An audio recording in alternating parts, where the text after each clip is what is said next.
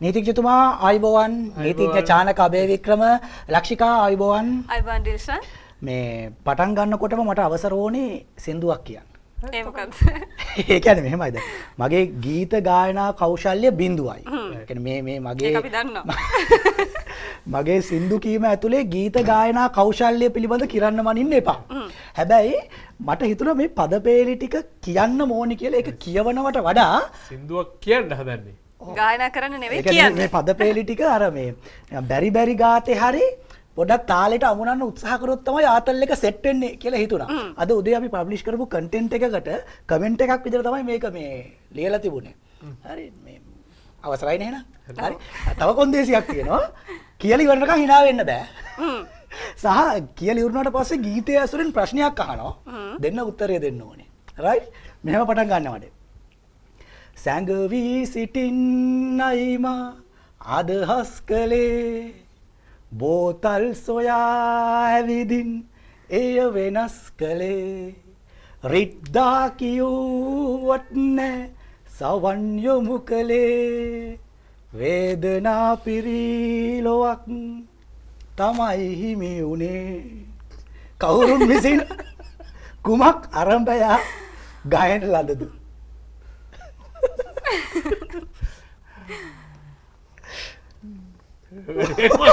ඔක්කොම තියෙනවා.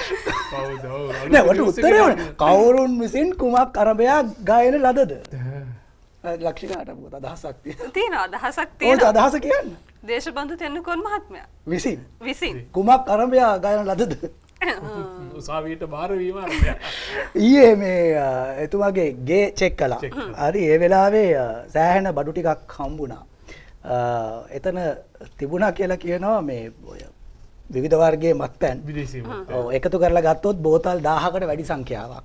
මම දැක්කා මේ සෝෂල් මීඩියා වල කෙනෙක් අහලා තිබ්බා අර බාර් ලිස්ට් එකක් එළියට දැම්මනේ. යන්න කලින් 100 දීලා ගියේ ඒවා. ඒ කියන්නේ ලිස්ට් එකෙත් නැති බාර් එකක්ද කියලා මේ ආනන්ද විජේපාල අමාත්‍යවරයා අද පාර්ලිමේන්තුවේදීත් මේ හොයාගත්තු බඩු ගැන කිව්වා. අපි ඒක පොඩ්ඩක් අහලා කතාව ඉස්සරහට යන්න.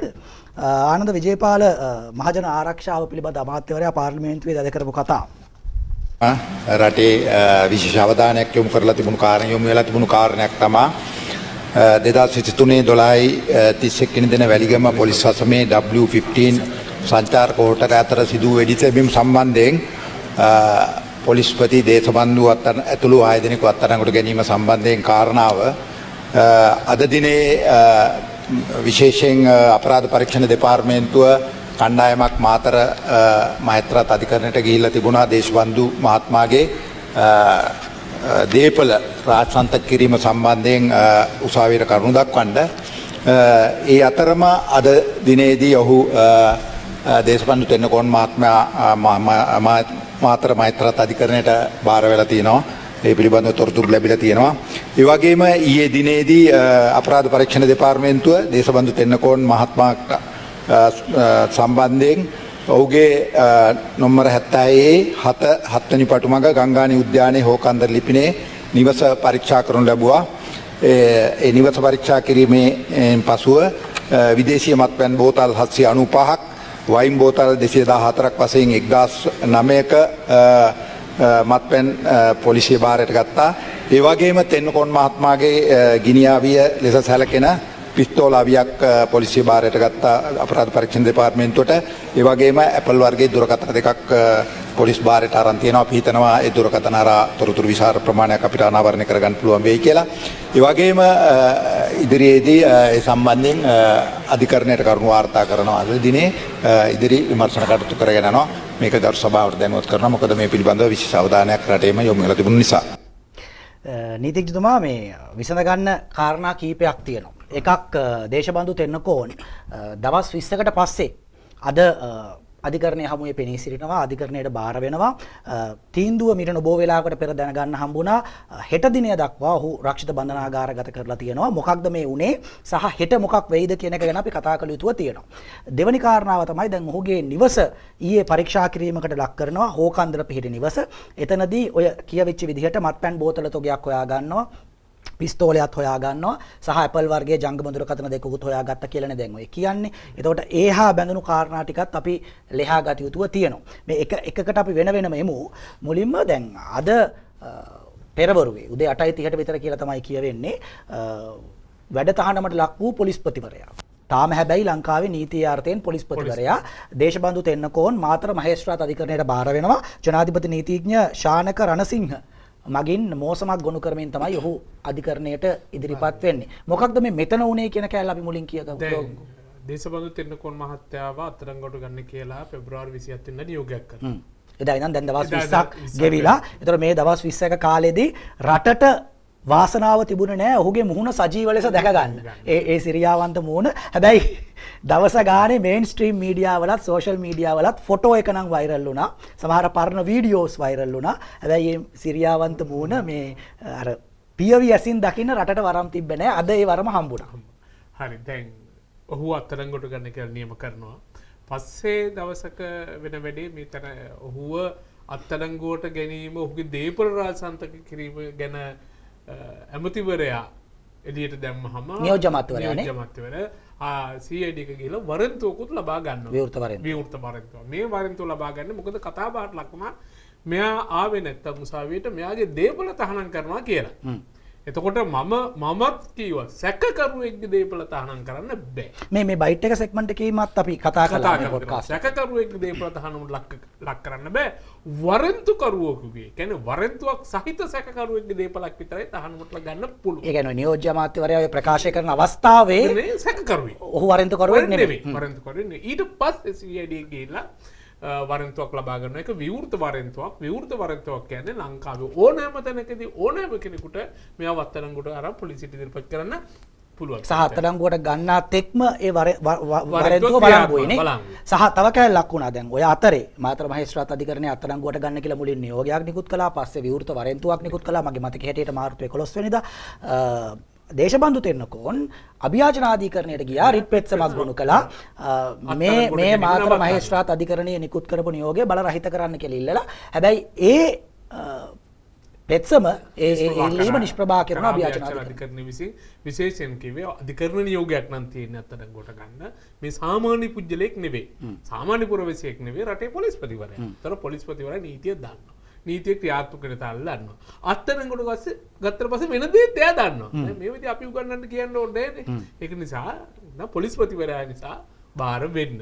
ඔය බාර වෙන තත්ත්වයක් තුල තමයි ඊයේ තිබ්බේ අපි ඒක ගැන කතා කරා. සහ එතනදී තව එකක් කියනවා නේද නීතිඥතුමා. ඒ කියන්නේ දැන් මේ සැඟව සිටීම සඳහා ඔහුට යම් කෙනෙක් ආධාර අනුබල දෙනවා නම් රැකවරණය දෙනවා නම් ඒ අයට එරෙහිවත් නීතිය ක්‍රියාත්මක කරන්න කියලා පොලිසියට උපදෙස් දෙනවා. වරන්තුකරුවෙක් සැකකරුවෙක්ව සංගවාගෙන සිටීම වරදක්.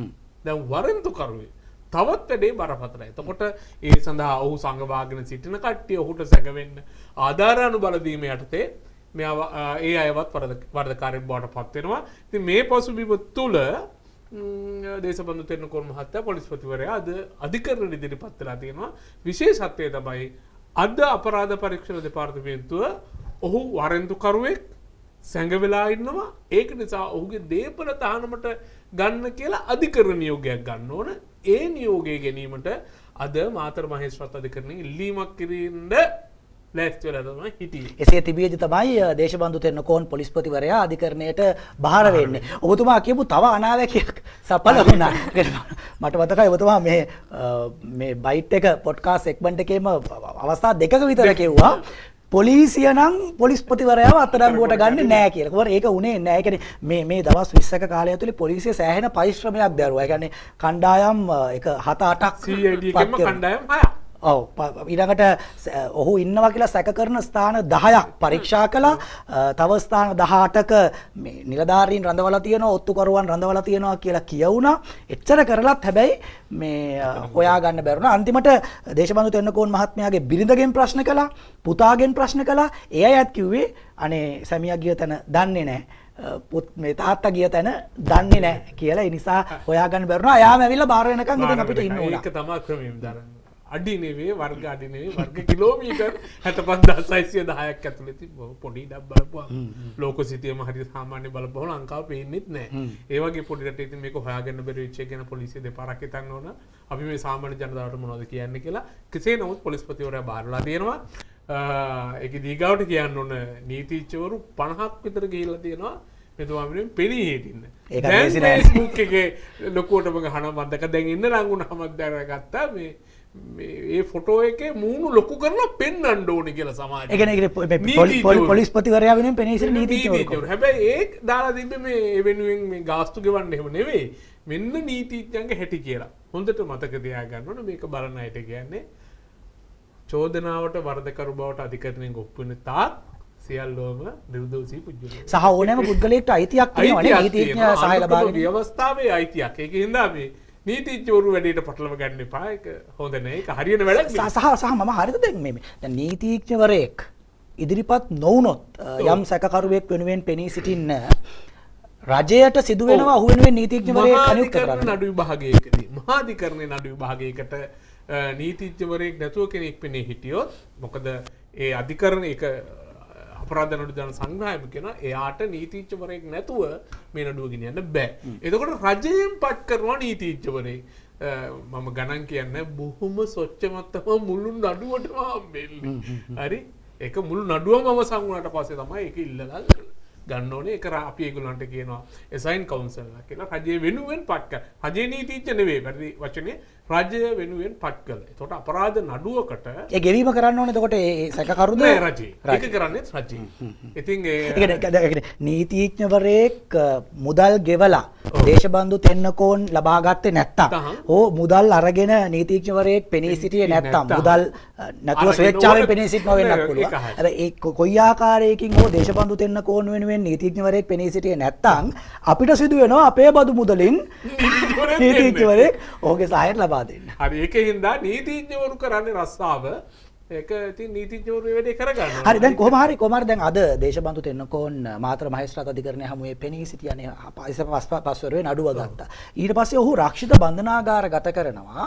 හෙට දිනය දක්වා මොකද්ද ඒ හරු වෙන්න පුළුවන් දේ තමයි මට හරි තොරතුරු නෙවෙයි හැබැයි වෙන්න පුළුවන් දේ තමයි දැන් නීතිඥවරු 50ක් විතර ගිහිලා නිකන් ඉන්නේ නැහැනේ ඔන්න මෙන්න ගන්න කියලා දෙනව නෙවෙයිනේ එයාව අධිකරණයෙන් එළියට ගේන්න තමයි හදන්නේ කියන්නේ එයා වෙනුවෙන් අප ඉල්ලීමක් කරනවා මේ කතාව සංකීර්ණයි නඩුව ටිකක් බරපතලයි හරි සමාජ ආందోලනයට තුඩු දුන නඩුවක් ඒක නිසා මහේස්ත්‍රාත්වම මම කියන්නේ මේ අප අයදුම සම්බන්ධව තීන්දුව ප්‍රකාශයට පත් කිරීම තමයි හෙට දවස දක්වා හෙට දවසේ මේ නඩුව කැඳවන්නේ එහෙම වුණාම හෙට දවස තුල සමහර විට අප හම්බෙන්න පුළුවන්. සමහර විට අප හම්බු නොවි රිමාන්ඩ් වෙන්නත් පුළුවන්. මේ කැඳවන්නේ ඒ අප ඉල්ලීම සම්බන්ධව තීන්දුව ප්‍රකාශයට පත් කරන්නේ.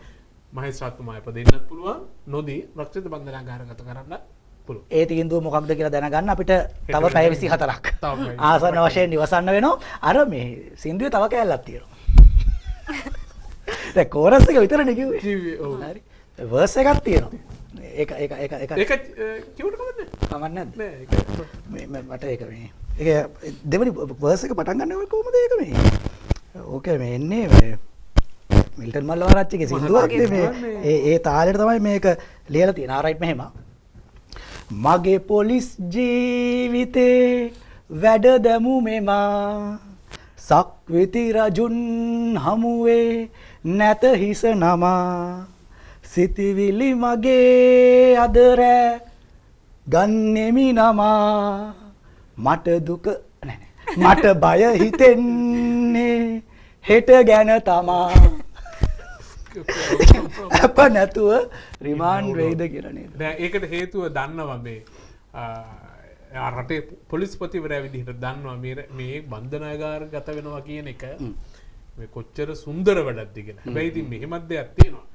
කවුරු හරි හිතනවා නම් මේ අනිත් මිනිස්සුන්ට වගේ දැන් මේක මම නීතිඥවරයෙක් විදිහට මේක නිල ප්‍රකාශයක් වෙයිද දන්නේ නැහැ. හැබැයි අපි දන්නවා බන්ධනාගාර ගත වුණාම අර හඳවියන්ගෙන්ම සබ්බුව හම්බෙනවා.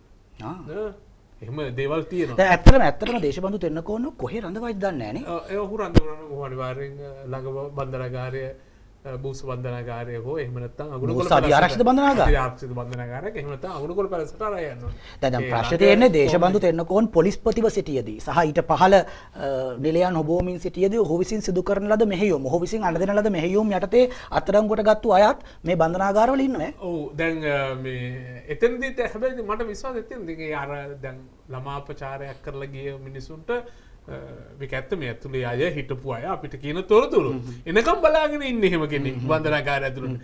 ඉතින් මම හිතන්නේ එහෙම දෙයක් වෙයි කියලා. මොකද එහෙම නැතුව මම මෙතනිකුත් ඒක බයනගයි කියලා. එතකොට ඒක වක්‍රාකාරයෙන් නිකම් මේ අපි මේ කුලප්පු කලාව වගේ වෙනවනේ එහෙම එකක් නෑ.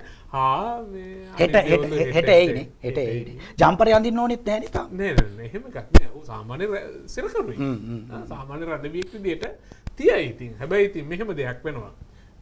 මොනවා වුණත් ඔහුගේ ආරක්ෂාව සම්බන්ධයෙන් බන්ධනාගාරය තුල සිටියේදී ආරක්ෂාව සම්බන්ධයෙන් කටයුතු කරයි මම හිතන්නේ එහෙම නියෝගයකුත් නීතිඥවරු අරන් ඇති. සහ මේ ඇතුළේදී විතරක් නෙමෙයි එළියේදී ඒ පිළිබඳ සැලකිලිමත් යුතුව තිබෙනවා. ඇත්ත කතාව පහුගිය කාලේ මම පුජ්‍යලිකව මේ නඩුවට මෙහෙත් හින්ද ඩෙල්චන් මේ සමහර අර යුක්තියේ මෙහෙයුම තමන්ගේ තනතුරු ස්ථීර කරගන්න කියලා කරපු මෙහෙයුම ඒක මේ නීති අනුකූලත් නෑ ඒක ඉතින් වැරදි.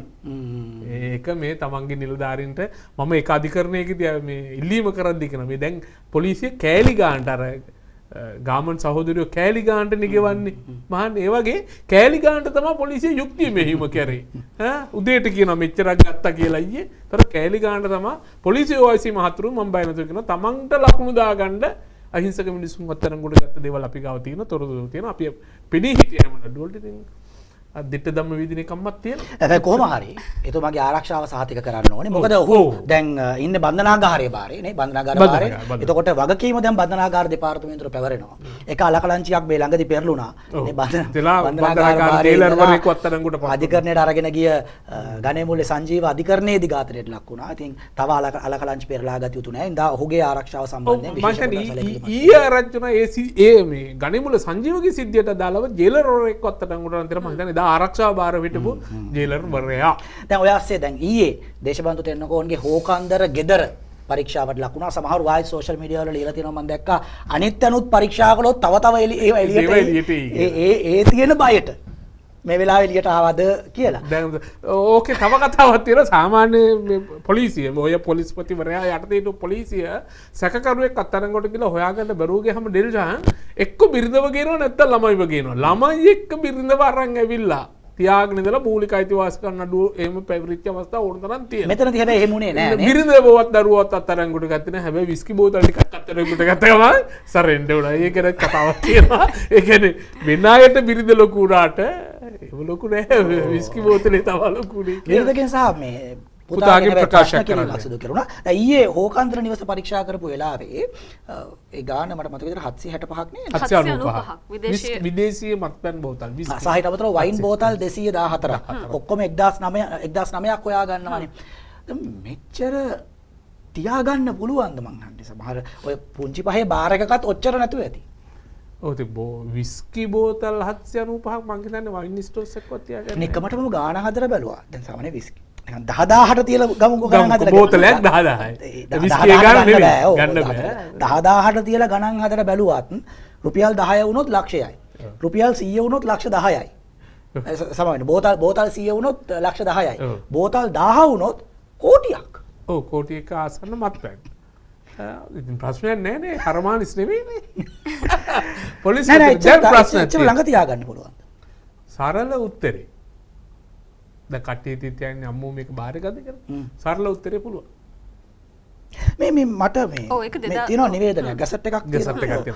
ඔව් මගේ උත්තරේ පුළුවන් කියලා හිතේ තියන ගැසට් එක කිව්වා. ඔව් ගැසට් එක මම පෙන්නන්නම් මේ ගැසට් එකේ තියෙන්නේ මෙන්න මෙහෙම කතාවක්. يعني මේකේ කියන්නේ අපි ෆුල් ස්ක්‍රීන් දාමු. මුළු දිවයිනටම බලපවත්වන පරිදි විදේශ මත්පැන් සිල්ලරට විකිණිය යුතු උපරිම සීමාව තොග ලීටර් 80ක් විය යුතු බව. ඔය විදේශීය මත්පැන් ගැන. ඔව් විදේශීය මත්පැන් හරි. එකී ආඥාපනතර අනුව නිකුත් කරන ලද අවසර පත්‍රයක් මත හැර මුළු දිවයිනටම බලපවත්නා පරිදි සත්භාවයෙන් යුතුව පෞද්ගලිකව පරිභෝජනය සහ භාවිතය සඳහා විදේශීය මත්පැන් ප්‍රවාහනය සහ ළඟ තබා ගැනීම කළ යුතු උපරිම සීමාව තොග ලීටර් 80ක් විය යුතු බව. කියන්නේ ලීටර් 80යි තියෙන්න පුළුවන්. දැන් ඔතන කවුරුත් නොදන්න කෑල්ලක් මං කියන්නේ. ඔයක කාගේ නීතියක්ද? ඔය ගැසට් එකට අත්සන් කරලා තියෙන බලධාරී පුජ්‍යලයා කවුද? මේක මුදල් අමාත්‍ය ලෙස මංගල සමරවීර අත්සන්ති. හරි. ඕක මංගල සමරවීර මහත්තයා 2019 අවුරුද්දේ නිකුත් කරපු ගැසට්. නීතියනේ. මම ඔය කතා කරේ සුරාබදු ආජ්ජා පනත ගැන. ලංකාවේ නීතියේ මම නීතිඥවරයෙක් ඉඳ කියන්නේ ඇමතිවරයෙක්ගේ රෙගුලාසියකින් ආඥා පනතක් හෝ පනතක් අභිබවා යන්න බෑ ඩිල්ෂා. ආඥා පනතේ මොකද තියෙන්නේ? ආඥා පනතේ තියෙන්නේ බලපත්‍ර ගන්න ඕන සීමාවන් දක්වලා තියෙනවා. බලපත්‍ර ගන්න ඕන මොකටද? විකිණීම, තොග හෝ සිල්ලර විකුණන්න ප්‍රවාහනය.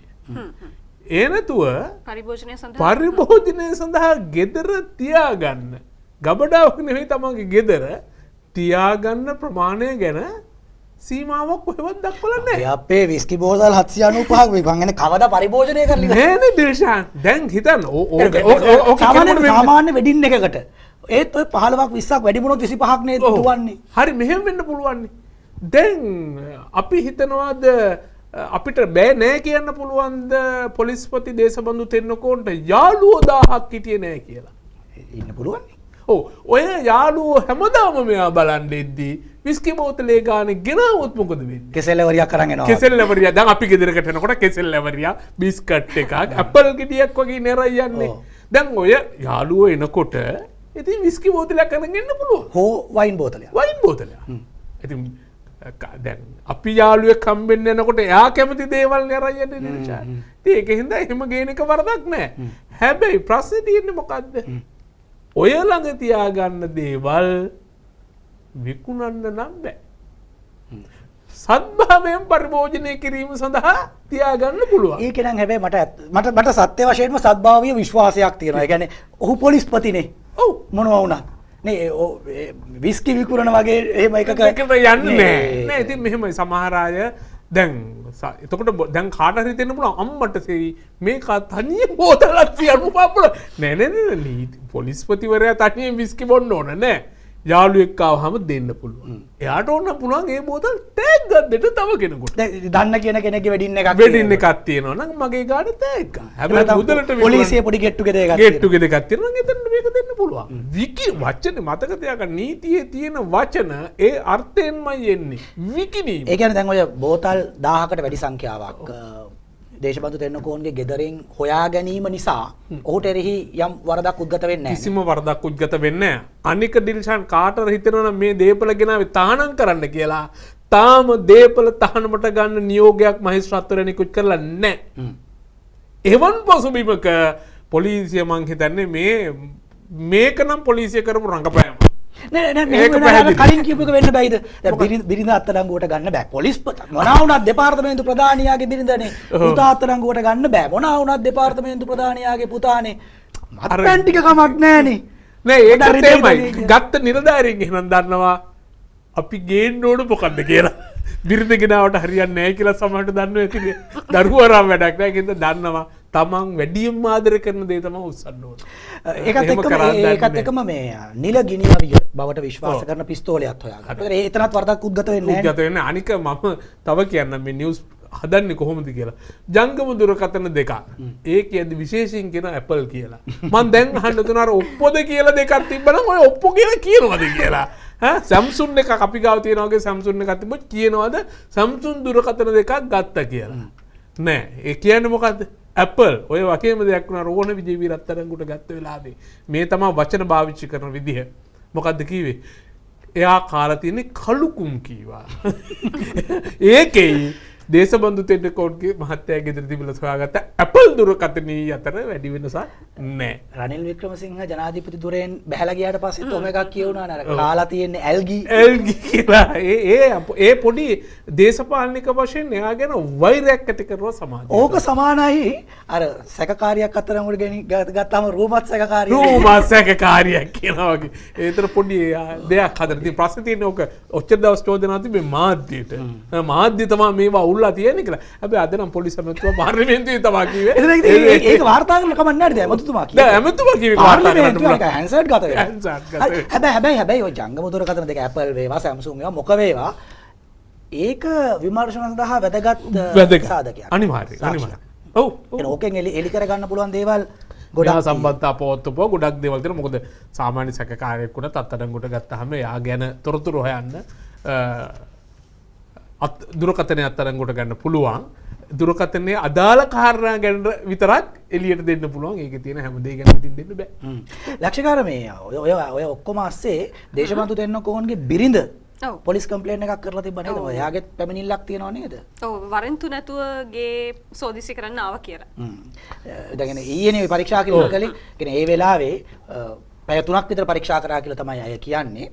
මේ මුල් අවස්ථාවේ සර්ච් වොරන්ට් එකක් ඉල්ලුවා. හැබැයි එහෙම එකක් පෙන්වන්නේ නැතුව අපි අපරාධ පරීක්ෂණ දෙපාර්තමේන්තුවෙන් යයි කියමින් ගේ සෝදිසි කරා කියලා තමයි කියවෙන්නේ. දැන් එහෙම සෝදිසි වරෙන්තුවක් ඕනෑමද ගයක් සර්ච් කරන්න? සාමාන්‍ය නීතිය තියෙන ස්ථානයක් සෝදිසි කරනවා නම් මහේස්ත්‍රාත්වරයාගෙන් සෝදිසි වරෙන්තුවක් ලබා ගත යුතුයි කියන එක.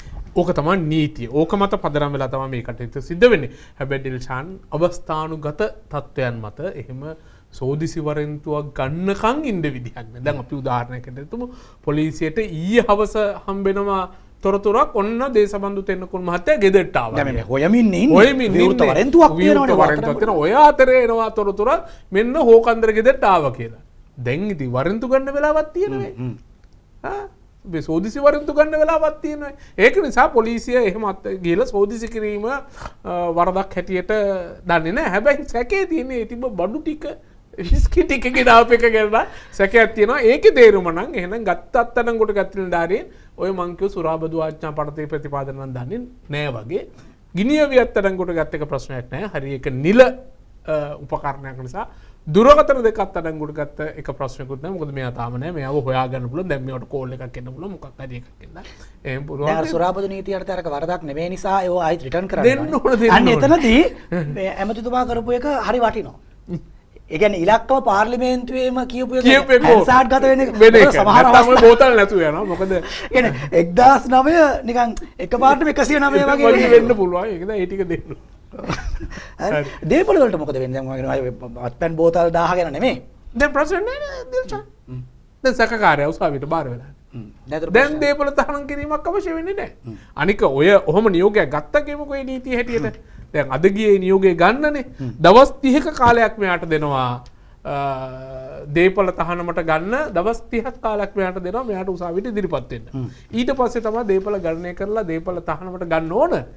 එතන ඉඳලා දේපොළ තහනමට ගත්ත දවසේ ඉඳලා දිල්ෂාන් අවුරුද්දක කාලයක් තියෙනවා මෙයාට අධිකරණයට ඇවිල්ලා මම අධිකරණයට ඉදිරිපත් නොවීම සම්බන්ධයෙන් සාධාරණ හේතුවක් කියන්නේ. ඒ වුණොත් ඒ දේපොළ ආපහු නැවත එයාට බාර දෙන්න ඕන. එහෙමත් නැතුව අවුරුද්දක් කාලයක් ගත වුණාට පස්සේ තමයි දේපොළ සම්බන්ධයෙන් අදාළ නියෝගයක් කරන්නේ. තව ප්‍රශ්නයක් තියෙනවා මට විසඳ ගන්න. දැන් ඔහු තවමත් පොලිස්පතිනේ. ඔව්. වැඩ තහනමට ලක් වූ පොලිස්පති. එසේ තිබියදී ඔහු නඩුවක සැකකරුවෙක් ලෙස නම් කරනවා. එතකොට ඒ යටතේ දැන් රක්ෂිත බන්ධනාගාරගත කිරීමක්ද සිදු වෙනවා. මේ නිමිති හේතු වෙනවද ඔහුගේ පොලිස්පති ධුරය අවලංගු වෙන්නේ? අවලංගු වෙන්නේ නැහැ. පොලිස්පති ධූරයෙන් ඔහු ඉවත් කිරීමේ කාර්යයේදී දැන් සරලව එකපාරට පෑන් පාරකින් ඔන්න ඉවත් කරා කියලා කියන්න බෑ යාව. ඒකට තියෙනවා කාර්යාවලිය. ඒ කාර්යාවලිය කරද්දී දැන් මතක තියාගන්න ඕන කාරණාව තමයි මොන තත්ත්වයෙන් යටතේවත් තවමත් දේශබන්දු තෙන්නකෝන් කියන්නේ මේ සිද්ධියේ සැකකරුවෙක් විතරයි. දැන් කට්ටිය ඉතින් කලබල වෙලා මෙයාව පොලිස්පති ධූරයෙන් ඉවත් කරන්න ඕන කියලා මේක ඉවත් කරාට පස්සේ නඩුවේ නිවැරදි කාර්යාවලිය එළියට ආවොත් නඩුවේ නිවැරදිකාරයෙක් වෙන්න පුළුවන්. දැන් මෙයා මේකට සම්බන්ධ බවට තොරතුරු දැනෙනවා. මහේස්ත්‍රාත්වරයාගේ නියෝගයේ තියන්නේ මෙයා මේකට සම්බන්ධයි. හරි මෙයා මේකට ඉන්වෝල් වෙලා තියෙනවා. මෙදියත් වෙලා තියෙනවා. ඒක නිසා මෙයාව සැකකරුවෙක් කරන්නේ. ඔය සැකකරුවන්ගෙන් කවුද මේ අදාළ මරණයට වග කියන්න ඕන පුජ්‍යල කියලා අධිකරණ ඉදිරියේ නඩු විභාගයේ වැඩිකාරයා වෙන්න. ආන් එහෙම වැඩිකාරයා වුණොත් නම් ඉතින් පොලිස් ප්‍රතිදුරේ නැතුව යනවා. ඒකේ කතා දෙකක්. ස්වභාවිකව. ස්වභාවික නෙවෙයි. ඒතර කාර්යාවලියට ගිහිල්ලා තමයි ඒ නිල වශයෙන් ඒක කරන්නේ. ඒතකොට නිමිත්තක් තියෙනවනේ. මෙයා දැන් මිනිමරුමක වැඩිකාරී. මේ ප්‍රශ්නගත සිද්ධිය මතක් කළොත් 2023 අවුරුද්ද දෙසැම්බර් 31 වෙනිදා වැලිගම W15 හෝටලේ ඉස්සරහා වෙඩිතැබීමක් සිද්ධ වෙනවා. මේ වෙඩිතැබීමෙන් කොළඹ අපරාධ කොට්ටාශයේ නිලධාරියෙක් මිය යනවා. දැන් කියවෙන්නේ අනීතික නියෝගයක් මත මේ වෙඩි තැබීම සිදු වුණා හෝ මේ වෙඩි හුවමාරුව සිදු වුණා කියලා සත්‍ය වශයෙන් මෙතන වෙඩි හුවමාරුවක් සිද්ධ වෙන්නේ. එක පැත්තකින් අපරාධ මේ කොළඹ අපරාධ කොට්ටාශයේ නිලධාරීන් අනෙක් පැත්තෙන් වැලිගම පොලිසියේ නිලධාරීන් නේ මාර්ග සංචාරක නිලධාරීන්. එතකොට මේ දෙපාර්ශ්වය අතර තමයි මේ වෙඩි හුවමාරුව සිදු වෙන්නේ. මේ සියල්ලට නිමිත්ත වෙන්නේ අනීතික නියෝගයක් කියලා තමයි කියවෙන්නේ. එතකොට ඒ නියෝගය ලබා දුන් කෙනෙක් ලෙස තමයි පොලිස්පති දේශබන්දු තෙන්නකෝන්ගේ නම කියන්නේ. විශේෂත්වය තමයි මේ මරණය සම්බන්ධයෙන් දිල්ෂාන් මේ වෙඩි තැබීම කළ මම හිතන්නේ හමුදාල්දාරියෙක් ඉතින්නවා. වෙඩි තැබීම කළ හමුදාල්දාරිය හා වෙඩි තියන්න කියලා අනුදුන්න පොලිසිය සැරෙන්වරයා මේ නඩුවෙන් මුදා හැරලා තියෙනවා. මොකද නඩු විභාගයේදීම මහේස්ත්‍රාත්වරයා පැහැදිලි කරගෙන තියෙනවා ඒ දෙන්න කරලා තියෙන්නේ දෙන්නගේ රාජකාරී පුජ්‍යලික ආරක්ෂාවේ අයිතිය සම්බන්ධ දෙයක් තමයි ඒගොල්ලෝ කරලා තියෙන්නේ. ඒක නිසා තමයි මේ මරණයට වගකිව යුත්ත හැටියට දැන් සලකන්නේ මේ අනීතික ක්‍රියාවට ගිය අනිකුත් නිලධාරී. හරි? හා මේ වැඩේ කරන්න නියෝග කළ අනීතික නියෝගය කළ පොලිස්පතිවරයා මේක නඩුවේ මේ විත්තිකාරයන් බවට පත් කරන්න තමයි සැකකරුවන් හැටියට වුණා අත්අඩංගුවට ගන්න කියලා කියලා තියෙනවා. දැන් ඔය අස්සේ හිටපු ජනාධිපති මහින්ද රාජපක්ෂ මහතා ශ්‍රේෂ්ඨාධිකරණයේ හමුවේ ගොනු කරලා තිබුණු මූලික අයිතිවාසිකම් පෙත්සමක් අද ශ්‍රේෂ්ඨාධිකරණයේ විසින් නිෂ්ප්‍රභ කෙරුණා. net news පළ කළ වාර්තාවේ සම්බන්ධයෙන් ලක්ෂිකාගේ අතේ තියෙනවානේ. හිටපු ජනාධිපති මහින්ද රාජපක්ෂ මහතා ඉදිරිපත් කළ මූලික අයිතිවාසිකම් පෙත්සමක් ශ්‍රේෂ්ඨාධිකරණය විසින් අද විභාගයට නොගෙනම නිෂ්ප්‍රභ කළා. ඒ නිසැගීමකින් තොරව තමන්ට ලබා දී තිබූ ආරක්ෂිත සංචිතයේ නිලධාරීන් 60 දෙනෙකු දක්වා අඩු කිරීමට රජය ගෙන තිබූ තීරණය අභියෝගයට ලක් කරමින් ඉදිරිපත් කළ පෙත්සමකට අදාළවයි. මහින්ද රාජපක්ෂ මහතා ඉදිරිපත් කළ මෙම පෙත්සම පිළිබඳව දීර්ඝ ලෙස කරුණු සලකා බැලීමෙන් අනතුරුවයි ශ්‍රේෂ්ඨාධිකරණය මෙම නියෝගය නිකුත් කළේ. දැන් අතීත කතාව මතකයිනේ. ඒ කියන්නේ හිටපු ජනාධිපතිවරුන්ට ලබා දී ඇති ආරක්ෂාව පිළිබඳ මාලිමාව දේශපාලන වේදිකාවෙත් ප්‍රශ්න මතු කළා මහමැතිවරණයට සහ ජනාධිපතිවරණයට పూర్වයෙන්. ආරක්ෂාව විතරනේ සම්පූර්ණ වරප්‍රසාද. ජනාධිපති වරප්‍රසාද. බංගලාද ඇතුළත්. සීළු දේ. හිටපු ජනාධිපතිවරුන්ට විතරක් නෙමෙයි අභාව ප්‍රාප්ත ජනාධිපතිවරුන්ගේ බිරින්දෑවරුන්ට ලබා දී තිබෙන වරප්‍රසාද ආරක්ෂාවද ඇතුළත්ව ප්‍රශ්න කෙරුණා. ඊට පස්සේ දැන් ජනාධිපතිවරණය දින්නා පාර්ලිමේන්තුව බලයත්පත් කරගත්තා, කැබිනට් මණ්ඩලයපත් වුණා, රට ප්‍රශ්න කරන්න ගත්තා. අර අහපු ප්‍රශ්න වලට දැන් උත්තර කෝ කියලා කරනවා කිව්ව ඒවා දැන් ඇයි කරන්නේ නැත්තේ කියලා ඒ අනුව යම් දේවල් කරන්න පටන් ගත්තා. යම් වරප්‍රසාද කප්පාදු කෙරුණා. එක පැත්තකින් නිල නිවාස පිළිබඳ යම් ක්‍රියාමාර්ග ගන්න පටන් ගත්තා. 탁සේරු වගේ යන එළියට ආවා. අනිත් පැත්තෙන් ආරක්ෂාව කපාදු කෙරුණා. හැබැයි මේක හිතලා කරපු එකක් නෙමෙයි, හිතලුවක් නෙමෙයි. කිසියම් ඇගීමකින් පස්සේ තමයි මේ ආරක්ෂාව කපාදු කළේ කියලා රජයේ පාර්ශවයෙන් කියවුණා. එතකොට හිටපු ජනාධිපති මහින්ද රාජපක්ෂ මහතාට ලබා දීලා තිබුණු ආරක්ෂක ඇණිය මේ කියන විදිහට 60 දක්වා සීමා කෙරුණා. එතන ත්‍රිවිධ හමුදා සමාජිකයන් ඉතුරු වෙලා නැහැ. පොලිස් ආරක්ෂාව තමයි දැන් ඔහුට ලබා දීලා තියෙන්නේ. ඉතින් මේක Tamanගේ ජීවිතයට තර්ජනයක් හානියක්. ඒ නිසා මේ ආරක්ෂාව ඉවත් කිරීම අභියෝගයට ලක් කරමින් හිටපු ජනාධිපතිවරයා මේ මූලික අයිතිවාසිකම් පෙත්සම ගොනු කරනවා. ඔතන ප්‍රශ්නේ උනේ ඔය 60 දක්වා එකටත් වඩා තුවාලට ඇඟිල්ලෙන් එන්නේ වැඩි කෙඳිරි ගියොත් 60ත් අයින් කරනවා කියලා ජනාධිපතිවරයා කළුතරදි කරපු ප්‍රකාශය. 60 දක්වා අඩු කළේ කිසියම් ඇගීමක් එක්ක. හැබැයි ඊට පස්සේ කිව්වා කෙඳිරි ගියොත් 60ත් ඒක හරි නෑ. කොහොමහරි දැන් ඒ කරපු ඉල්ලීම ශ්‍රේෂ්ඨාධිකරණය නිෂ්ප්‍රභ වෙලා තියෙනවා. මට මතකයි මේ සමහර තැන්වල කියවුණා ඔය ආරක්ෂාව ඉවත් කරපු අවස්ථාවේදී ඩ්‍රෝන් ප්‍රහාරයක් තියෙනවා කියලා. වෙන්න පුළුවන්. ඕකේ ලස්සනම උත්තරේ දුන්නේ මම හිතන්නේ හිටපු හමුදාපති සරත් පොන්සේකා මහත්තයා ඉතින් එච්චර දෙයක් කරන්නේ නැහැ කියලා පොඩි සමච්චලයක් කරා. ඉතින් එතුමාලා තමයි ආරක්ෂාව ගැන දන්නේ. ඒකෙන්ද ඒක හරියන්න පුළුවන්. මේ ඒ අයියටනේ මල්ලිටත් හරි කෙලියක් වුණා ඊයේ. හරි 2020 වසරේ හෙරොයින් මත්කුඩු සන්තකයේ තබා ගැනීමේ සිද්ධියක් සම්බන්ධයෙන් අත්අඩංගුවටගත් කාන්තාවක් ත්‍රස්තවාදය වැළැක්වීමේ පනත යටතේ රඳවාගෙන විමර්ශනය කිරීම සඳහා එවක ජනාධිපති ගෝඨාභය රාජපක්ෂ මහතා විසින් නිකුත් කරනු ලැබූ රැඳවුම් නියෝගය සම්පූර්ණයෙන්ම නීතියට පටහැනි බව ශ්‍රේෂ්ඨාධිකරණය ඊයේ තීන්දුව කළා. හරි කතන්දරේ මෙහෙමයි මේ පෙත්සම්කාරිය කියා සිටියේ හෙරොයින් සන්තකයේ තබා ගැනීමේ සිද්ධියක් සම්බන්ධයෙන් පෑලියගොඩ විශේෂ විමර්ශන ඒකකයේ නිලධාරීන් 2020 අවුරුද්දේ ජනවාරි 30 වෙනිදා බණ්ඩාරගම ප්‍රදේශයේදී තමා සහ තමන්ගේ සොහොයුරාව අත්අඩංගුවට ගත්තු බව ඊට පස්සේ විෂ වර්ග හා අන්තරාය කර ඖෂධ පනතේ 82.3 වගන්තිය යටතේ තමන්ව පොලිසිය විසින් දින 7ක කාලයක් රඳවාගෙන ප්‍රශ්න කළ බවත් පෙත්සමේ පෙත්සම්කාරී සඳහන් කරලා තිබුණා. පසුව ත්‍රස්තවාදය වැළැක්වීමේ පනත යටතේ එවක ජනාධිපති ගෝඨාභය රාජපක්ෂ මහතා විසින් නිකුත් කළ රැඳවුම් නියෝගයක් මත තමන්ව රඳවාගෙන ප්‍රශ්න කළ බවත් පෙත්සම්කාරී සඳහන් කළා. හැබැයි ඒ ජනාධිපතිවරයාට එහෙම මේ රැඳවුම් නියෝගයක් ලබා දෙන්න බලයක් නැහැ කියන එක තමයි අධිකරණයේදී ප්‍රශ්න. සාමාන්‍යයෙන් ඒ බලයේ තියෙන ආරක්ෂක ලේකම්වරයාට. ආරක්ෂක අමාත්‍යවරයාට පුළුවන්. ඔව්. එතකොට ආරක්ෂක ලේකම්වරයා ගස්සෙන්නේ ඔක යන්නේ. දැන් මෙතන මොකක් එතන හරි ප්‍රශ්නේ උනේ ජනාධිපතිවරයා ඔය ප්‍රශ්නේ උනේ මේ ප්‍රශ්නගත අවස්ථාවේදී නීතිඥතුමා 19 වෙනි සංශෝධනය අනුකූල ව්‍යවස්ථාවේ 19 වෙනි සංශෝධනය තමයි බලාත්මකව තිබුණේ. හරි. එතකොට 19 වෙනි සංශෝධනය මගින් ජනාධිපතිවරයාම ආරක්ෂක අමාත්‍යවරයා විය යුතුය කියන මේ ව්‍යවස්ථාව කොන්දේසිය වෙනස් කරලා තිබ්බා. එහෙම එකක් නැහැ. ඒ අනුව ජනාධිපතිවරයා බැවින් ඔහු ආරක්ෂක අමාත්‍යවරයා වෙන්නේ නැහැ. එසේ තිබියදී තමයි ගෝඨාභය රාජපක්ෂ මේ නියෝගය ලබා දෙන්නේ. ඒතර ඒක ආරක්ෂක අමාත්‍යවරයාගේ නියෝගයක් නෙමෙයි ජනාධිපතිවරයාගේ නියෝගයක්. ඒක තමයි අධිකරණයේදී ප්‍රශ්න වෙන්නේ. හැබැයි ඔය 19න් කරපු එක ආයිත් 20න් වෙනස් වෙනවා. නෑ ඕකෙලා හරි වැඩක් වෙනවනේ. දැන් මම දන්නේ ජනාධිපති දුරේට ගියාට පස්සේ මේ නීතිය කිසියම් නීති අනුකූල කටයුත්තක් කරද්දී මේ නීති විචාරකයන්ගේ උපදෙස් පිළිපදින්නේ නැද්ද නැත්නම් එහෙම උපදෙස් දෙන්නේ නැද්ද කියලා. දැන් ඔය වැඩේමනේ උනේ මම හිතන්නේ දුමින්ද සිල්ලා මන්ත්‍රීවරයා හිටපු මන්ත්‍රීවරයාගේ මරණ දඬුවම ඉවත් කිරීම සම්බන්ධයෙන් ජනාධිපති සභාව ලබා දීම. ජනාධිපති සමාව ලබා දීම සම්බන්ධයෙන් ගන්න ඕන පියවරයන් තියෙනවා. අධික අදාළ විනිසුරුන්ගේ වාර්තා කැදවන්න නීතිපතිවරයාගේ නිර්දේශයක් ගන්න.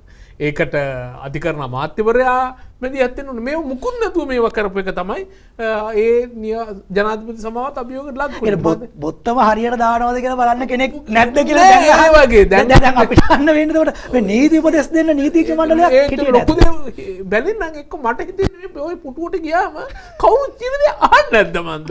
මට තමයි නැත්තම් යට ඉන්න අය කියන්න බයද? බයද? මේ කොහොම නෙවෙයි කරන්න ඕනේ මෙහෙම කියලා. හැබැයි ඉතින් දෙකම හොම තමයි. ජනාධිපතිවරයා අතින් මොන වරදක් වුණත් එහෙම උපදේශයක් දෙන්න කියලා නැද්ද? ඒව බලන්න කියලා නැද්ද කියලා තමයි අපිට අහන්න තියෙන්නේ. ඉතින් අනීතික ක්‍රියා සම්බන්ධයෙන් එයාට විරුද්ධව මම හිතන්නේ දෙවනි අවස්ථාව තමයි ඔය කටයුතු කරලා මොකද නෑ හැබැයි මෙහෙම එකක් වුණා. ඒ කියන්නේ මේ පෙත්සමේ ගෝඨාභය රාජපක්ෂට පොජ නාධිපතිවරයා වග උත්තරකරුවෙක් ලෙස නම් කරලා නෑ. ඔව්.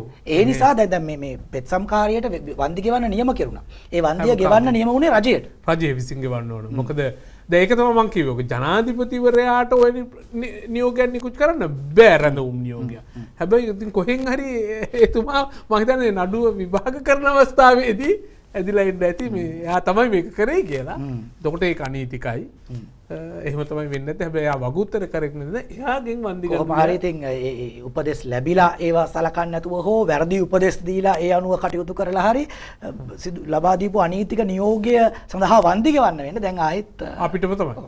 ඔබටයි මටයි අපේ බදු මුදලින් තමයි රුපියල් ලක්ෂයක වන්දියක් ගෙවන්න නියම කරලා තිනවා. ඒ වන්දිය ගෙවන්න වෙන්නේ. හරි. දැන් ඔය එකක් මහින්ද රාජපක්ෂ මහත්මයා හිටපු ජනාධිපතිතුමා අයියා. ගෝඨාභය රාජපක්ෂ මහත්මයා හිටපු ජනාධිපතිතුමා මල්ලි. ඊළඟට පුතා නාමල් රාජපක්ෂ. එයත් සෑහෙන ඒවායි පැටලිලා තියෙනවා. ඊයේ තව එකක් ඔළුවේ කඩාගෙන වැටුණා. ක්‍රීඩා අමාත්‍යාංශයට අදාළ වැය ශීර්ෂ විවාදයට ගැනුණා පාර්ලිමේන්තුවේදී. ඔතනදී මේ ක්‍රීඩා අමාත්‍යවරයා සුනිල් ගමගේ මාර අනාවරණයක් කරනවා. හරි. ඒ කියන්නේ තාමත් ගෙවන්න වෙලා තියෙන දඩයක් ගැන ඔහු කියනවා. අපි ඒක මේ අහලා යමුද මොකක්ද කිව්වේ කියලා. මේක මේ ඊයේ පාර්ලිමේන්තුවේදී කියපු කතාව නාමල් රාජපක්ෂ කාලේ වුණා කියලා තමයි මේක කිව්වේ. 2014 මැයි මාසේ අපේ රටේ ওই බේබිලා රගර් ගහන කාලේ ෆීජි ටීම් එකක් කණ්ඩායමක් මැච් එකක් දිනන්න ඕන හින්දා ෆීජි රටෙන් 3 දෙනෙක් ගේනවා අපේ රටේ රගර් ගහන්න. ඒ ගේන්නේ මැච් එකක් දිනන්න කොළඹ තියෙන ටූර්නමන්ට් එකට. ඒක වර්ල්ඩ් රග්බි එකට පස්සේ කාලෙක ප්‍රශ්නයක් වෙලා අහුවෙනවා. අහුවෙලා වර්ල්ඩ් රග්බි එක අපිට දඩයක් නියම කරනවා පවුම් 50000ක. ලංකාව අදටත් අවුරුද්දට පවුම් 5000 ගානේ මේ 2014 හිතුමතේ ෆීජි ක්‍රීඩකයෝ වංචනික ලෙස ගෙනල්ලා රග ගහපු එකට අදත් ඒ පවුම් 5000 ගෙවනවා. ඒක පොඩ්ඩක් මතක් කරන්න වෙලා තියෙනවා. මොකද මේ අපිට දැනුත් ඒක ගෙවන්න ඇවිල්ලා තියෙන නිසා. එහෙම තමයි කතාව. ඊට පස්සේ ඕකට නාමල් රාජපක්ෂ මන්ත්‍රීවරයාත් උත්තරයක් දුන්නා. හැබැයි ඒ කලේ මොකක්ද ඇයි එහෙම කලේ කියන කාරණාවන් සම්බන්ධයෙන් අපි ඒක ෆෙඩරේෂන් එකේ ඔබතුමාලා හොයලා බලන්න මේ වෙනකොට 11ක් ඉන්නවා ඩුවල් සිටිසන්ෂිප් එකෙන් සෙල්ලම් කරනවා. මේක අපි ආයෙත් අහමු. ඩුවල් ෆීජි රග ක්‍රීඩකයෝ විතරක් නෙමෙයි අපි ෆුට්බෝල් ෆෙඩරේෂන් එකේ ඔබතුමාලා හොයලා බලන්න මේ වෙනකොට 11ක් ඉන්නවා ඩුවල් සිටිසන්ෂිප් එකෙන් සෙල්ලම් කරනවා. ඩුවල් සිටිසන්ෂිප් එක දීලා ශ්‍රී ලංකන් සභාපති. මේ රග්බි ගහන විතරක් නෙවෙයි ෆුට්බෝල් ගහනත් එක්ස්පෑන්ඩ් කරන්න සහ මේ කම්පිටිටිව් ස්පෝර්ට්ස් වල තුන්වෙනි පරම්පරාවේ ශ්‍රී ලාංකිකයෝ සම්බන්ධ කර ගැනීමට යන වැඩපිළිවෙලේ කොටසක්. හැබැයි එදා ෆීජි ක්‍රීඩකයෝ කීප දෙනෙක් ලංකාවේ සම්භවයක් තියෙන කීප දෙනෙක් ආවා. හැබැයි ආණ්ඩු මාරු වුණාට පස්සේ ඒක දේශපාලනීකරණය වෙලා ඔබතුමාලාගෙන් පක්ෂයේ ඇමතිවරයෙක් තමයි IRB එකට දැන් ඉන්න ඇමතිවරයෙක් එදා හිටපු මන්ත්‍රීවරයෙක් උන්නේ මම එදා හිටපු වෘත්ති සමිති නායකයෙක් IRB කියලා ලියලා ඔය පරීක්ෂණේ ඉල්ලන් කාපු එකක්. තෙන්ද ඔබතුමාට ඔය වැරදි කොලයක් ලියලා දීලා තියෙන්නේ. ඔය පිළිබඳව හරියට හොයලා බලන්න සහ මම ඔබතුමාගෙන් ඉල්ලනවා මේක. තුන්වෙනි පරම්පරාවේ ශ්‍රී ලාංකිකයන්ට ජාතික කණ්ඩායම් නියෝජනය කරන අවස්ථාව දෙන්න. පරීක්ෂණය ඉල්ලන් කාපු එකක් වුණාට දැන් පරීක්ෂණයේ තීන්දුව නිත්‍යනුකූලයි. නිත්‍යනුකූලයි නේ.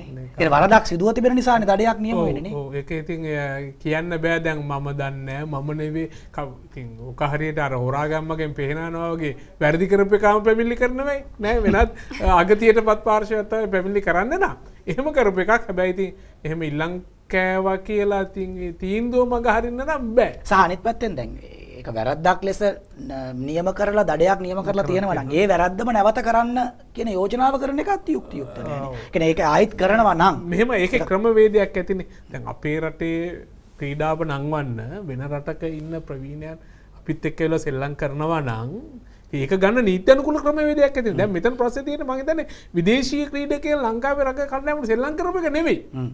ඒ ක්‍රමවේදේ ඔව් ඩුවල් සිටිසන් හරි මොකක් හරි ඒ ගත්ත ක්‍රමවේදේ වරදක් තියෙන එක. ඒක එහෙම නැත්නම් ඒ අදාළ දැන් අපේ රටේට ගිහලා ඉන්දියාවේ ගහන්න බෑනේ.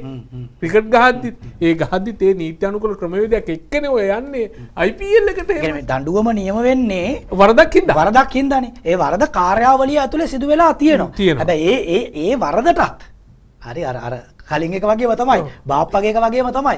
ඒක ගෙවන්නෙත් ඒක ගෙවන්න වෙන්නෙත් මේ පව් 50000කට ගෙවන්න වෙලා තියෙනවා කියලා කිව්වනේ 5000 ගානේ අවුරුදු පත ගෙවන්න වෙන්නෙත් ඔයාගේ මගේ බදු මුදලින් තමයි. ඉතින් ඒ බදු මුදල තමයි අර නැගී එන ක්‍රීඩකයන්ට පෝෂණීය ආහාර වේලක් සපයන්න නැත්තම් උන් වෙනුවෙන් පහසුකම් සාසන සඳහා නේවාසිකාගාර දෙන්න ඒවට යොදවන්න තිබුණේ.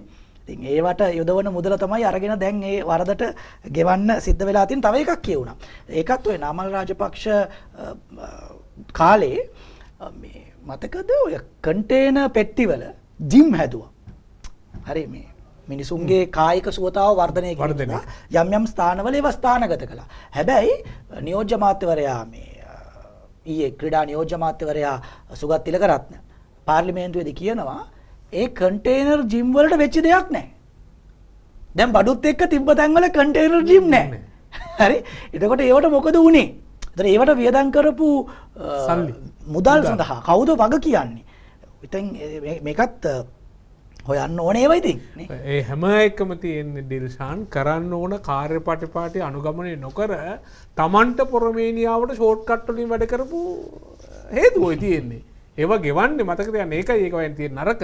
ඒගොල්ලන්ගෙන් අය කරලා ඔක ගෙවනවා නම් ප්‍රශ්නයක් නැහැ. එහෙනම් ඒක ඔය වැරදි වලට ඒගොල්ලෝ වගේ කියන්න ඕන නම් ඔය පාලක කවුරුත් වැරදි කරන්නේ නැහැ. ප්‍රශ්නේ වෙන්නේ ඒ හැම කෙනෙක්ව දන්නවා අපි ගියම ගියා. වැඩි මොනොත් අත්සන ගහපු නිලධාරියා තමයි ඉර වෙන්නේ නේ. ඔව් ඒක හින්දා මේ කට්ටිය ඉතින් පරිස්සම් කරලා ඉන්නේ කොහොමද?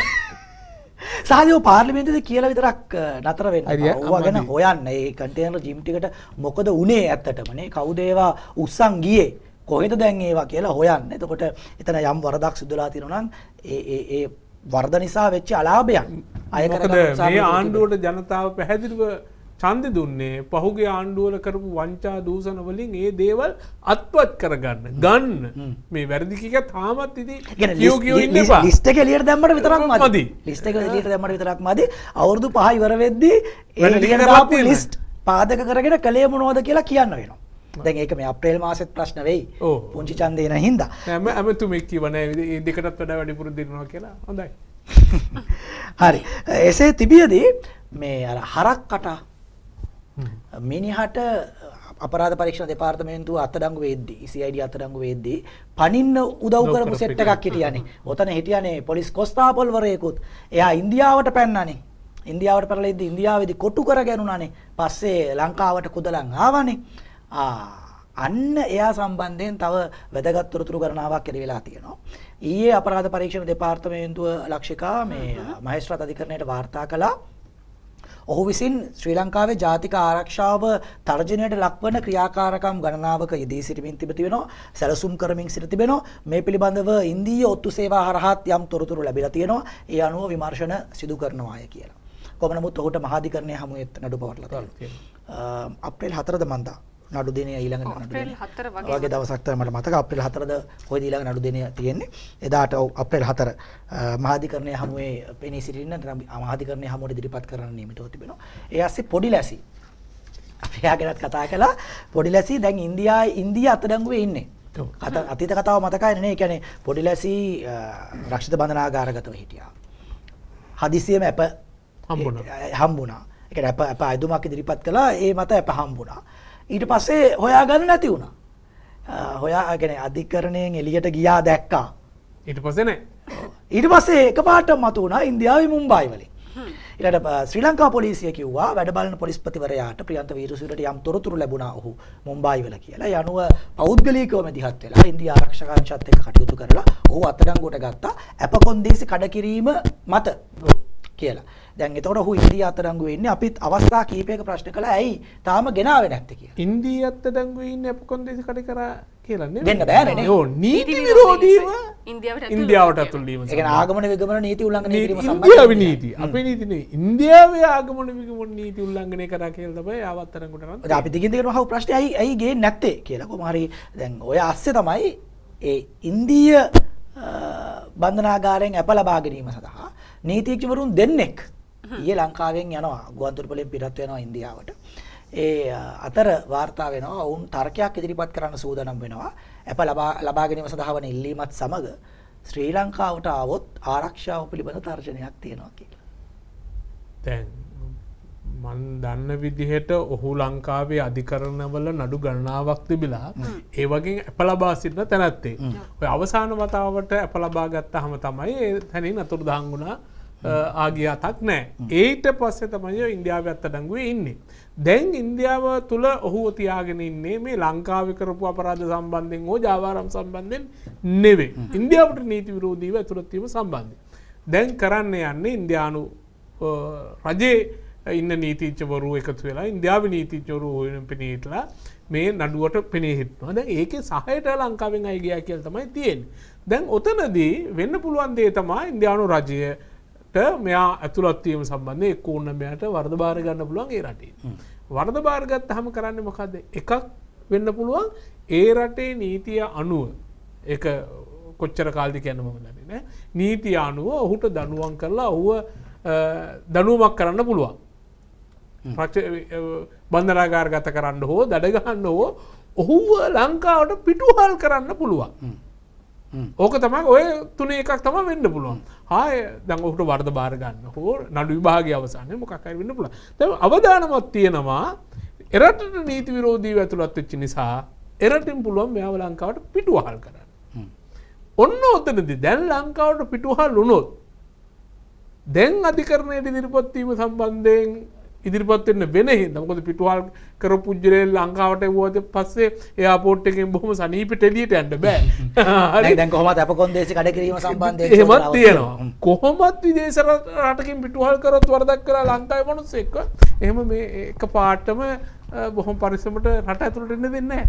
ඔහුව ගුවන්තොටුපළේදී අත්අඩංගුවට ගන්න. දැන් පොඩ්ඩලසිව ගුවන්තොටුපළේදී මෙහෙම පිටුවහල් කිරීමක් වුණොත් ගුවන්තොටුපළේදී ඔහුව අත්අඩංගුවට ගන්නවා. ඊට පස්සේ අධිකරණයට ඉදිරිපත් කරාම අර අපකොන්දේසි කඩපුවයි.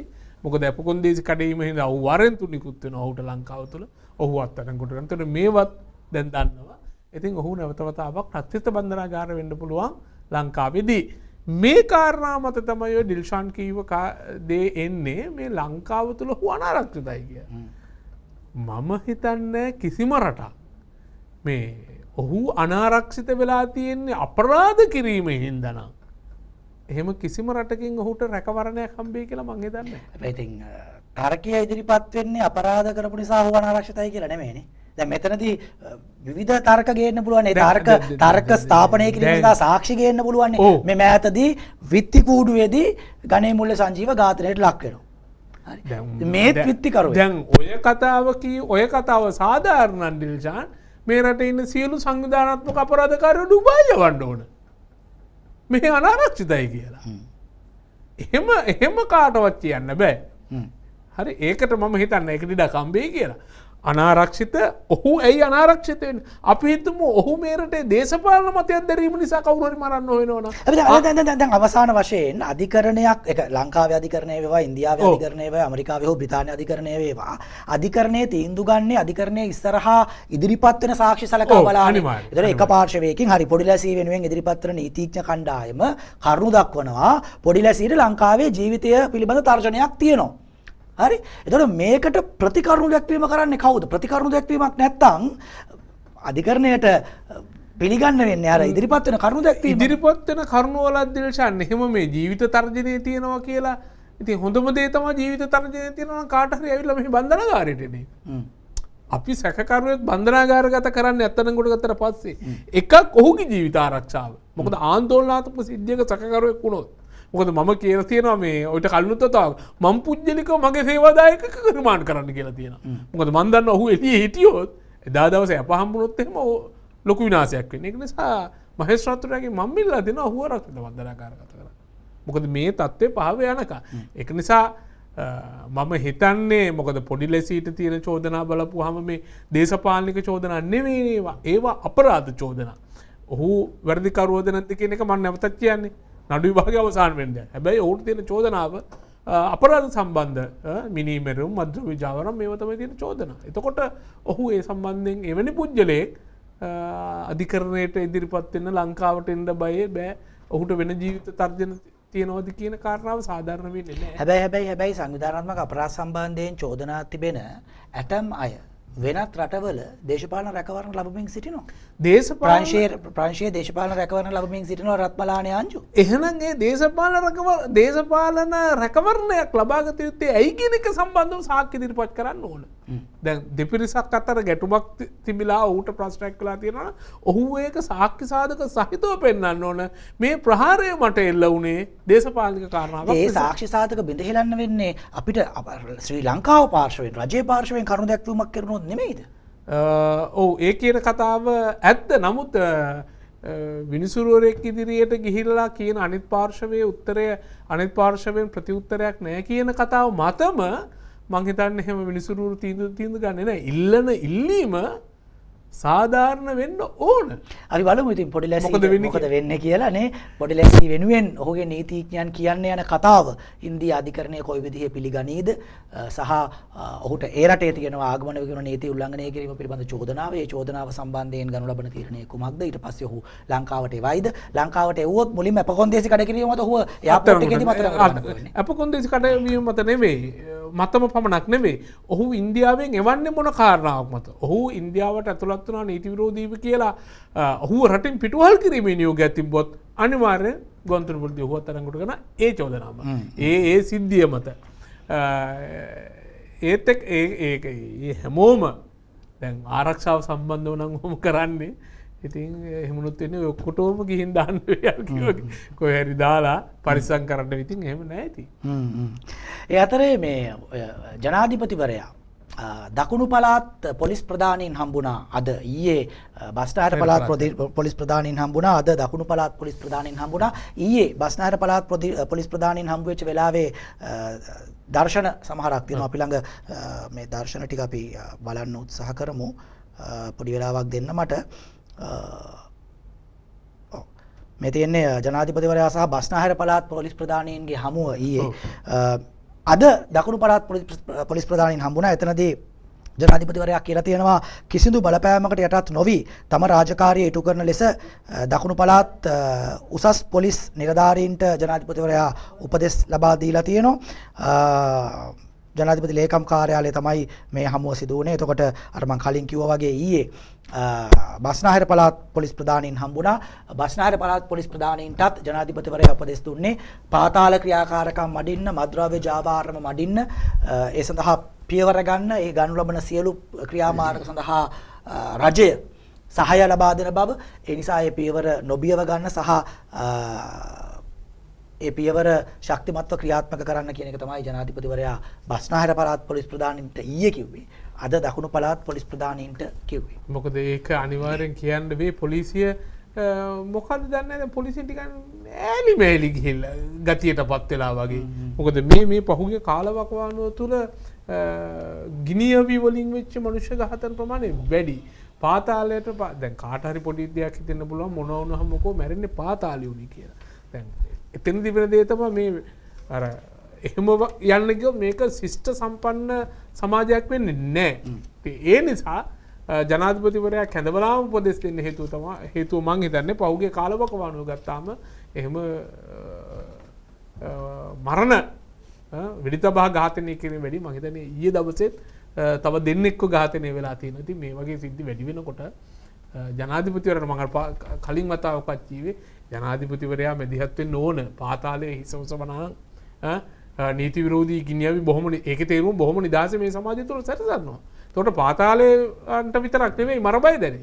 අපිටත් ප්‍රශ්න දිල්සන් අපි කොහොමද පාර බැලලා යන්නේ? මොකද අපි වැරදි කරලා නැහැ අපිට වෙලි තියන්නේ නැති වෙයි. හැබැයි ඔය ගහන උණ්ඩයක් වැරදිලා වදින්න පුළුවන්. තව අහිංසක මිනිහෙක්ගේ ජීවිතය මේකට බිලි වෙන්න පුළුවන්. ඒක නිසා අනිවාර්යෙන් පාතාලෙ මැදින්න ඕන. අනික දින වකවානුත් එක්ක කිව්වනේ. දින දීලා කිව්වනේ නේ පාතාලේ මඩිනව මඩිනව ඕක කිව්වා දේශපාලන වේදිකාවේ කිව්ව එක දැන් කරයි කියලා රට බලාගෙන ඉන්නවා. ඒ නිසා ඒක කරන්න ඕනේ. ඒතර නිලධාරීන්ගේ ඇලිමැලි කමක් තියෙනවා නම් ඔව් ඉඳලා හිටලා තෙලක් ගහන එක කරන්නත් ඕනේ. ඔව් ඕක ලස්සන වැඩේ. ඉතින් නියෝජ්‍යමතිවරු කියනවා කිව්වනේ එන්න කලින් ඕන්න ටියුෂන් දෙන්නම් කියලා. දැන් අපිට හිතෙන්නේ පො ටියුෂන් එකේ මොකක්ද නෑ මේ ටියුෂන් එක දන්නේ නෑ ටියුෂන් එක දන්නේ ඒ අසමහර විට හැබැයි නේ බංකුවක් අරගෙන ඉන්න කිව්වේ බංකුවකුත් අරගෙන ටියුෂන් දෙන්නම් කියලා. මම හිතන්නේ ජනාධිපතිතුමායි කාලේ කිව්වේ නෑ එහෙම පොට්ටුවක් තිබෙන්නේ. හැබැයි කිව්වා පාතාලේ මඩිනවා පොයි දෙකයි. ඒක දැන් පොයි නම් මම හිතන්නේ ගෙවුණා මොන පොයින් කීවද කියලා තමයි දැන් ප්‍රශ්නේ තියෙන්නේ. කොහොම හරි පාතාලේ වඩින්න ඕනේ. අනිවාර්යයෙන් මතලාවේ ජාවාරම වඩින්න ඕනේ. ඒක ගැන විවාදයක් නෑ.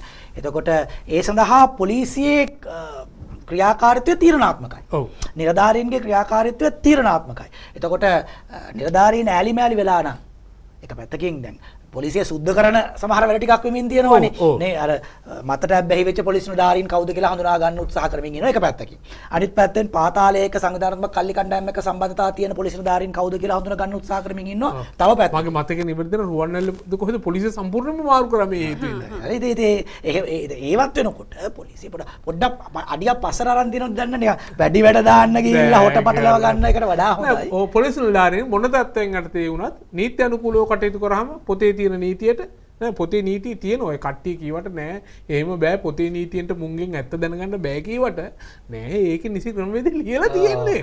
කරන්න ඕන ක්‍රමවේද ලියලා තියෙනවා. කම්මැලිකමට ෂෝට් කට් හොයනවා. ඒකයි ප්‍රශ්නේ. ඒ නිසා ඉඳලා හිටලා මෙහෙම ගෙන්නලා තෙලක් ගහන එක හොඳයි. උපදෙස් දෙන එක හොඳයි. කරන්න කියලා මතක් කරන එක හොඳයි. නේ එතකොට මතක් වෙනවා. මොකද අපේ මිනිස්සුත් පාතාලේ මරණයක් වුණාම මොකක් හරි කුඩුව වැඩි වුණාම ඕයි සීට බඩින්නේ නෑනේ. ජනාධිපතිතුමාට බඩින්නේ නේ. ඒතරත් ප්‍රශ්නයක් තියෙනවා. ඒ මනුස්සයාට එළියට බහැලා ඇවිල්ලා ඕක මර්ධනය කරන්න. ඒ ඇවිල්ලා නේ විමර්ශන කරන්න මේක එකක් ගානේ කවුද ගණේ මුල්ලේ සංජීවට තිබ්බේ. මේ කවුද අර බන්ධනාගාර හිටපු අධිකාරිවරයා අධිකාරියට වෙඩි තිබ්බේ. ජනාධිපතිතුමාට හොයන්න බෑ. ඒක ඒකට පොලිසිය දැනගන්න. මිනිස්සු බයින ජනාධිපතිතුමාට. ඒතරයි ප්‍රශ්නේ තියෙන්නේ. හරි ඒක තමයි ඉතින් ගෙදර දරුවෝ වැරදි කළා අම්මා තාත්තා බැනුම් අහනවා. අනිවාර්යයෙන්. ඒ වගේ තමයි ජනාධිපතිතුමා ඉතින් ඒක ගැනත් හිතලා කට්ටිය ටිකක් මේ මොටිවේෂන් කරලා ගමු ඉතින්. තව එකක් පත් වෙලා තියෙනවා මේ. ඊයේ පෙරේද ඉඳන් පත් වුණේ. ඊයේ ඉඳන් නේද? සුදු වලිගේ ඇත්තෝ ගැන කතාව. ඒක YouTube content එකක්. මොකද නම? සුදු වලිගේ ඇත්තෝ. බලලා ඇති. Block and Dino තමයි මේක කරේ. Block and Dino YouTube channel එකේ තමයි අප්ලෝඩ් කරලා තියෙන්නේ. හැබැයි මේ content එක නිසා තමන්ගේ සංස්කෘතික භාවිතයන්ට අගතියක් සිදු වුණා, අවඩක් සිදු වුණා කියලා ආදිවාසී නායකයා ප්‍රකාශයක් කරලා තිබුණා. ඒ සිදුවෙච්ච අගතිය පිළිබඳ කතා කරන්න මේ කන්ටෙන්ට් එක පබ්ලිෂ් කළ පාර්ශවයට Block and Dinoට දුරකථනයෙන් කතා කරන්න උත්සාහ කළා. නමුත් උත්තර දුන්නේ නැහැ. ඒ නිසා ඊළඟ කතා කරා. හැබැයි මේ වරද පිළිගත්තේ නැහැ වගේ එකක් තමයි කිව්වේ. ඔව්. ඩේසන් දැන් ඒකේ කියන්න ඕනේ කෑල්ල. දැන් ඒ වීඩියෝ එක පටන් ගද්දිම පැහැදිලිව කියනවා මේ ආදිවාසී නායකයෙක් විදිහට පෙනී ඉන්න හොරෙක් තමයි මේ වීඩියෝ එකේ ඉන්නේ කියලා. ඒ හොරාගේ කතාව තමයි ඒතර නිරූපණය කරන්නේ. මගේ කියවීමට අනුව කියලා මේක කියවෙනවා. හරි රයිට්. ඒතර නිර්මාණය ඇතුළේ මොකද ආදිවාසී නායකයාගේ පැත්තෙන් ප්‍රකාශ වෙන්නේ මේ නිසා තමන්ගේ සංස්කෘතික භාවිතයන්ට අගතියක් වුණා. පොජ්ජ කියන වචනේ තේරුමවත් දන්නවත් දන්නේ නැහැ මේ පොජ්ජ පාවිච්චි කරලා තියෙන නේද? කියලා තියෙනවා නිකන් wake up නේද? wake up පොජ්ජ. breakfast පොජ්ජ, ජිංගි ජිංගි පොජ්ජ. ජිගි ජිගි පොජ්ජ. ජිගි ජිගි පොජ්ජ. ඉතින් කොහොම හරි ඒ නිසා තමන්ගේ සංස්කෘතික මේ අපි මේ වචන මේ මතු කරලා දක්වන්නේ මේ කතන්දරේ කියන්න ඕන නිසා. ඉතින් නැවත ඒ යෙදුම් වැඩියට පාවිච්චි කරන්න දරන උත්සාහයක් නෙමෙයි. කිසියම් සංස්කෘතික භාවිතයක් හාස්‍යයට ලක් කරන්න දරන උත්සාහයක් නෙමෙයි. නමුත් මේ ඇතිව තිබෙන ආරවුල වාර්තාකරණය සඳහා දරන උත්සාහයක අපි ඉන්නේ. එතකොට කතන්දරයේ මුලට ගියොත් Block and Dino YouTube channel එකේ content එකක් අප්ලෝඩ් කරනවා. සුදු වලිග ඇත්තෝ සුදු වලිගේ ඇත්තෝ නමින් මේ කන්ටෙන්ට් එකේදී Tamanගේ සංස්කෘතික භාවිතයන්ට අගතියක් අවඩක් වුණා කියලා ආදිවාසී නායකයා ප්‍රකාශ කරනවා. ඒ පිළිබඳ කතිකා කරලා ගොඩින් බේරගන්න කන්ටෙන්ට් ක්‍රියේටර්ස්ලාට කතා කළත් සාධනීය උත්තරයක් පිළිගත හැකි උත්තරයක් ලැබුණ නැහැ කියලා ඔහු කියනවා. ඒ නිසා ඊළඟ ක්‍රියාමාර්ගයේ විදිහට අධිකරණයේ සහාය පතනවා නඩු දානවා කියලා කියනවා. නඩු නිමිත්තක් තියෙනවා. ඔහුගේ සංස්කෘතිය දැන් අපිට අපේ ආගම සම්බන්ධව තියෙනවනම් ප්‍රශ්නයක් කවුරු හරි එක වැරදියට කරා ඔතන වෙන්නේ අපහාස කරාද කියන එක නෙවෙයි ඩිල්ෂන්. ඒ සිද්ධියේ හින්දා මගේ හිත රිදුනාද කියන එක. හරි දැන් ඌරු වරිගේ දැන් වන්ලැත්තන්ට තේරෙනවා නම් මේ කීවහම මගේ තියෙන මගේ වරිගයාටයි මේ අපහාස වුණේ. මටයි හිත රිදුනේ කියලා එහෙනම් නඩු නිමිත්තක් තියෙනවා. අර ඥානසාර හාමුදුරුවන්ටත් පත් උනේ ඒ වගේ දේවල් දැන් අපි කියනවනේ අපි යාළුවෝ හම්බුනහමත් කියනවා ඇති. ඒකට ඒවා තියෙන්නේ ඒ යාළුවෝ අතර ඒ සමාගමය ඇතුළේ විතරයි. හැබැයි දිල්ෂාන් එහෙම අපේ සමාගමය ඇතුළේ අපි කතා කරද්දී අපිට එහෙම අපේ ආගම ගැන අපේ ජාතිය ගැන හිත දෙවීමක් වුණොත් අන්න ඒකතර තමයි නඩු නිමිත්ත තියෙන්නේ. මම ඒක විහිළුවක් ඇටියට බාර අරගෙන ඒක යන්න යනවා නම් එහෙම ප්‍රශ්නයක් නැහැ. ඒකට මම කියන්නේ එකම කාරණාව එක්කෙනෙකුට හිත රිදෙන්න පුළුවන්, තව කෙනෙකුට හිත රිදෙන්න නැති වෙන්න පුළුවන්. හිත රිදෙනු කෙනාට අර රිදවපු කෙනාට එරෙහිව නඩු නිමිත්තක් එහෙනම් තියෙනවා. ඒක පුජ්‍යලානුබද්ධයි. ඉතින් මේ කන්ටෙන්ට් එක ඇතුලේ මේ තියෙන වීඩියෝ එක ඇතුලේ වන්නිලා ඇත්තන්ගේ හිත රිදුනා නම් නඩු නිමිත්ත එතන තමයි තියෙන්නේ. ඒ අධිකරණයේදී ඔප්පු කරන්න ඕනේ හිත රිදුනා කියලා. ඔව්. එයාට අපහාසයක් වුණේ කොහොමද ඒ කීව කතාව? හරි එතකොට මම හිතන්නේ අර පොජ්ජ කියන එකේ තේරුමවත් දන්නේ නැතු ඒක අපහාසයක්. ඒක අපහාසයක් නම් ඒකට මම හිතන්නේ තාම අධිකරණ ක්‍රියාමාර්ග වලට ගිහිල්ලා නැහැ. දැන් යනවා කියලා. දැන් ওই සම්බන්ධයෙන් මම හිතන්නේ ඉදිරි ක්‍රියාමාර්ග ගනි ඒක ටිකක් කල් යන පොඩි කාලයක් හිටම ඕක ගන්න විදිහක් නැහැ. මොකද ওই සම්බන්ධයෙන් ලිඛිතව දැනුම් දෙන්න ඕන. අපි කියන්නේ ඉන්ටර්වාසියක් එහෙම යවලා එතකොට තක්සේරු කරන්න ඕන. ටෙලිෆෝන් එකෙන් කතා කරලා බේරගත්තට බෑනේ. ටෙලිෆෝන් එකෙන් කරලා බේරගන්න හදලානේ තියෙන්නේ. හැබැයි මේක අධිකරණ ක්‍රියාමාර්ගයට යනවා නම් වඩලා ඇත්ත වෙනුවෙන් නීතිඥවරයෙක් ඉන්ටර්වාසියක් ඒක මත කියන්නේ ටෙලිෆෝන් එකෙන් කතා කරලා බේරගන්න උත්සාහ කළා බැරි වුණා කියන පදනම මත අධිකරණ ක්‍රියාමාර්ග වලට යන්න බෑ. බෑ. මොකද ඒක කොහෙද ඔප්පු කරන්නේ අපි?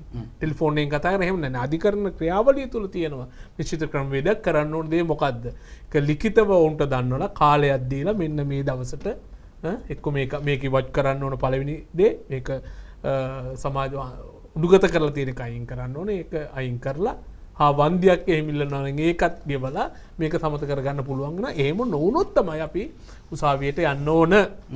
කොමටික දවසක් ඇයි.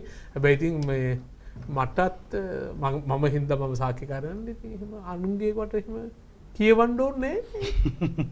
ඒ මිනිස්සුන්ගේ සංස්කෘතියනේ. මිනිස්සුක රැක ගන්න දෙන්නේ. මොකද කවුද ප්‍රමාණාත්මක දේවල් නෙවෙයි. මේ කාගේවත් ඇදහිීමක් අපහාසයට ලක් කරන්න ඕනේ බෑ.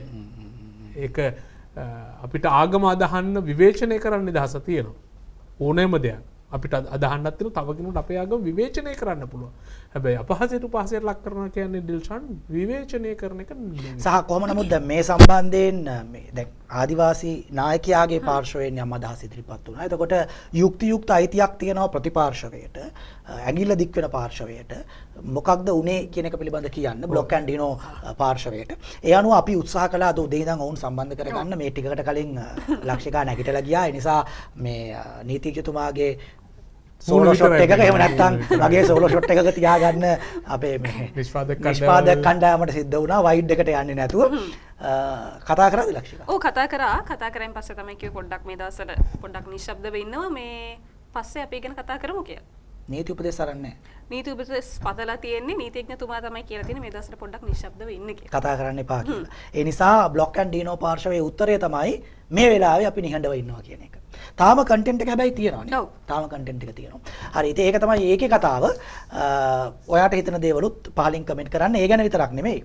දේශබන්දු ගැන අපි කතා කරා. එතකොට දේශබන්දු ගැන ඔයාට හිතන දේ කමෙන්ට් කරන්න පුළුවන්. අර මොනවාකට තව ඕන සින්දු නිර්මාණය කරලා එවන්න පුළුවන්. මගේ ගීත ගායනා කෞශල්‍ය පිළිබඳව ඕනනම් කමෙන්ට් කරන්න. හරි. මහින්ද රාජපක්ෂගේ ඉල්ලීම ශ්‍රේෂ්ඨාධිකරණය විසින් ඉවත දැමීම පිළිබඳව ඊළඟට ගෝඨාභය රාජපක්ෂ ජනාධිපතිව සිටියදී ගත්තු තීරණයක් අනෛතික බවට ශ්‍රේෂ්ඨාධිකරණයේ තීන්දුව කිරීම පිළිබඳව අපි කතා කළා. නාමල් රාජපක්ෂ ඔය ෆීජි ක්‍රීඩකයන් ලංකාවට ගෙන්නලා රග ගසපු එක ගැන ඊළඟට කන්ටේනර් රස්සේ හදපු ජිම් වලට මොකද වුනේ කියලා අපි කතා කළා. මේ හැම එකක් ගැනමත් ඔයාට තියෙන අදහස්, යෝජනා, චෝදනා කමෙන්ට් කරන්න පුළුවන්. අදට යමු නේද අපි එහෙනම් හෙට ආයෙමු යන්න බයි.